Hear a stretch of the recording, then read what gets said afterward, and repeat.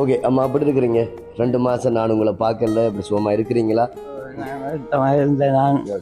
ஆண்டவருக்கு எனக்கு சுகமாக இருக்குது. இப்போ நான் வச்சுக்கி இப்போ யாரோட இங்கே வந்தீங்க? நான் எங்களை மருமகளோட வந்திருக்கிறேன். அங்கிருந்து பாடவும் சேர்ந்த கஷ்டம் எனக்கு. நானும் உங்களை இப்போ 2 மாதமாக பார்க்கல, எனக்கு கவலை தான். எங்களுடைய ஆறுதல் உணவு மையத்தை சேர்ந்த சாபகர் ராசுதர விமலநாத அண்ணன் உங்களை அடிக்கடி கேட்பேன். அதே நேரத்தில் உங்களோட அந்த 2 மாத கொடுப்பனவு இருக்கல்ல, நான் உங்களோட 2 மாத கொடுப்பனவு கையில் இருக்குது பாருங்க. ஓகே தானே? அப்போ இதை எப்போ வந்துட்டு உங்களுக்கு இதப்போ வந்துட்டு அப்போ இதை நாங்கள் வச்சு கொண்டு போய் அடிக்கடி கொடுக்கறது மாதாந்த தவணையாக இது 2 மாதத்துக்குரியது. நீங்கள் பெற்றுக்கொள்ளல தானே?